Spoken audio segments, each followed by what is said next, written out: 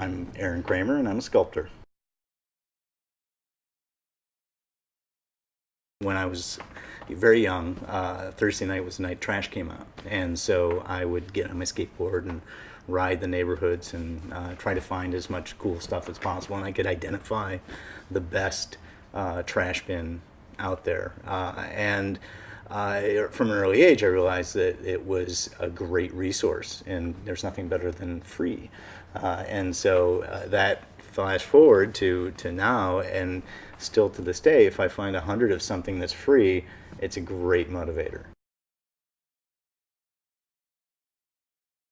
One day walking in the streets of Chicago, I happened upon a street sweeper bristle, and I found I didn't know what it was at first, but there was one, and then there were suddenly five, and then before I knew it, I had a fistful of these these mundane little things, a little piece of steel.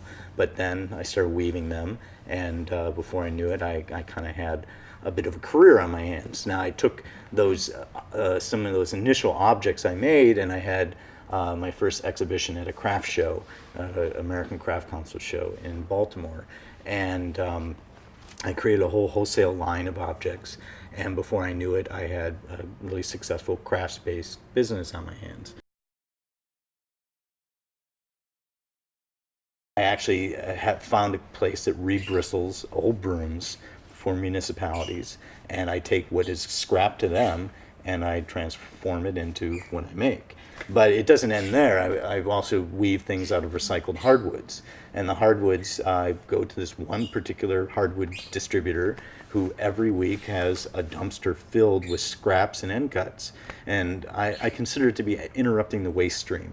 So where things would initially just go right to the landfill, I'm in there, I gather up what I can or what's usable to me, I bring it back to my shop, cut it on my saws into thin strips and veneers, and then I weave those materials to make the pieces that I make. If you look at all my work, you first see the design of the object. You see the silhouette and the aesthetics of it and how beautiful just as a shape it is. Then when you look a little closer, you see how well it's made, the intricacy of the technique that I use. And then tertiary to all that, it's kind of almost the final sell is you realize it's made out of recycled or reclaimed materials. Now, if you take that and you flip that order completely around, and I show you an object like, look, it's made out of trash bags, there's a certain U factor, and that U factor is going to turn most consumers off. And just speaking from a straightforward business standpoint of how do you sell your art, selling it with the main hook being this is trash is not really a great way to sell stuff. So years ago, I realized that it had to do with design, craft, and then the materials it was made out of. And I've kind of built a career upon that.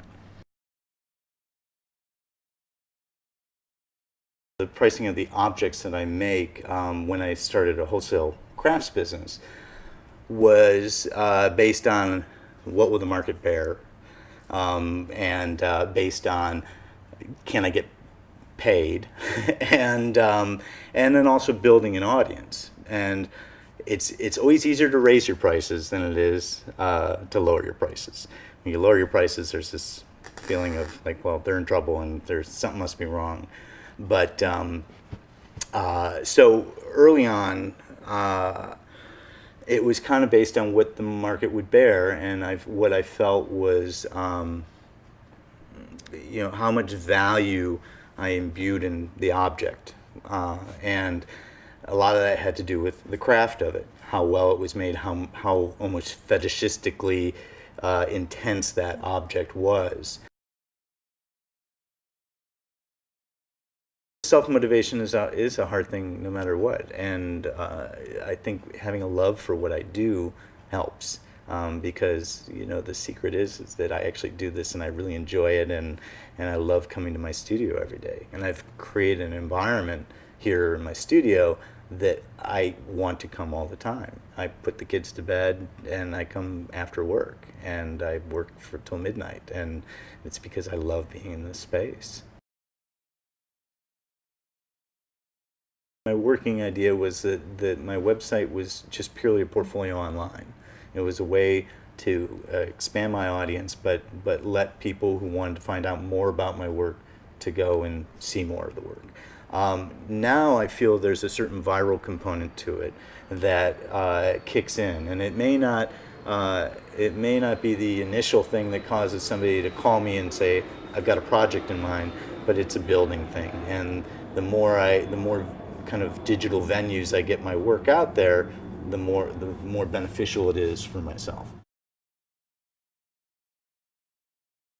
A lot of young artists that I've seen have come out of school with really high ideals, and those sometimes get in the way of their ability to be able to reach a wider audience, and they kind of shoot themselves in the foot by standing so firm.